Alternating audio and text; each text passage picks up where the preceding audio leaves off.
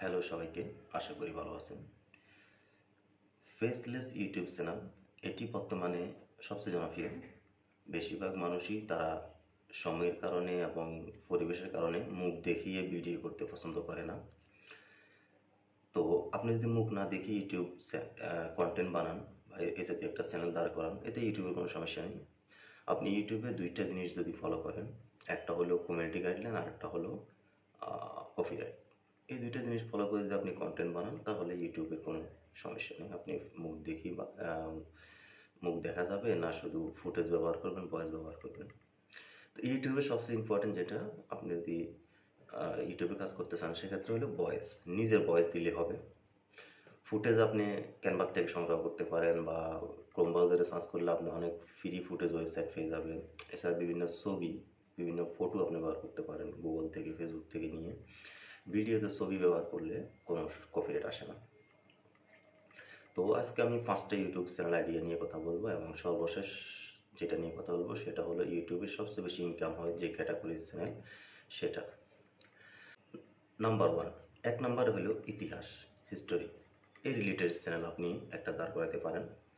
মায়াজাল বা এই জাতীয় যে চ্যানেলগুলো, মায়াজাল যে ধরনের ভিডিও বানায়, এখানে তারা ছোট ছোট ফুটেজগুলো সংগ্রহ করে এবং নিজেরা ভয়েস দিয়ে ভিডিওগুলো বানায়। এই ধরনের চ্যানেল একটা আপনি চাইলে 4-6 মাসে দাঁড় করাতে পারেন। 2 নম্বর হলো টপ 10, একটার সাথে একটা তুলনা করা। বিশ্বের সেরা 10জন ক্রিকেটার, পৃথিবীর সেরা 10জন ধনীকে, পৃথিবীর সেরা 10টি উন্নত দেশ কোনটা, এই রিলেটেড আপনি কন্টেন্ট বানাতে পারেন। টপ 10 এই ধরনের চ্যানেলের ভিউও প্রচুর আসে এবং মানুষ দীর্ঘ সময় ধরে এই ধরনের ভিডিও দেখতে থাকে। 3 নম্বরে হলো খেলাধুলা।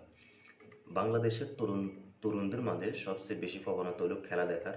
আপনি যদি নিজেও খেলা দেখতে পছন্দ করেন, তাহলে আপনি এই রিলেটেড কন্টেন্ট বানাতে পারেন। একটা খেলা যখন চলে, আপনি সেটা দেখলেন, কেন এখন সাকিব কেন এই আউটটা করে নাই, কেন রিভিউ নেয় নাই, এটা হোয়াইট দেওয়া উচিত ছিল, এটা হয় নাই। আপনি এই ধরনের কন্টেন্ট বানাতে পারেন। আপনি এই ধরনের ছবি এবং ফুটেজগুলো সংগ্রহ করে সেখানে নিজে ভয়েস দিয়ে এই ধরনের চ্যানেল নিয়ে কাজ করতে পারেন।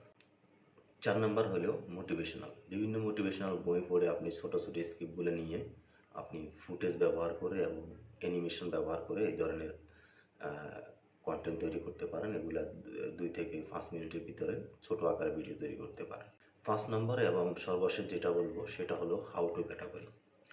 হাউ টু ক্যাটাগরি মানুষের বিভিন্ন বিষয় নিয়ে সার্চ করে ইউটিউবে, কীভাবে করবে। যেমন আপনি যদি আমার চ্যানেলটার ভিতরে যান, আমি কিন্তু আহামরি কোনো ভিডিও বানাই না। এখানে খুব সাদাসিধে কীভাবে ইউটিউব চ্যানেল খুলবেন, কীভাবে টিকটকে 2টা আইডি খোলা যায়, কীভাবে হোয়াটসঅ্যাপে এটা করা যায়, ফেসবুকে নাম চেঞ্জ করা যায়, গ্রুপ খোলা যায়, এই বিষয় নিয়ে। দেখেন, মানুষ যতদিন ইন্টারনেট থাকবে, মোবাইল থাকবে, নতুন নতুন মানুষ আসবে, নতুন নতুন করে এই বিষয়গুলো নিয়ে সার্চ করবে। আপনি ফেসবুক অ্যাকাউন্ট খুলতে পারেন, এর মানে আরেকজনও পারে তা না। অনেক মানুষ আছে, তারা একবারে নতুন নতুন ফোন হাতে আসে বা ছোট থেকে বড় হচ্ছে, এরা কিন্তু এই বিষয়গুলো নিয়ে সার্চ করবে এবং এই ভিডিওতে সবচেয়ে ইউটিউবে বেশি ইনকাম হয় এবং দীর্ঘদিন ধরে ভিউ আসে। হাউ টু ক্যাটাগরি ভিডিও আপনি একবার বানাবেন, সারা জীবন ভিউ আসবে। 5 বছর, 10 বছর, 20 বছর, 30 বছর, যতদিন সোশ্যাল মিডিয়া থাকবে ততদিন ভিউ আসবে, যদি আপনার ভিডিও মানুষ দেখে।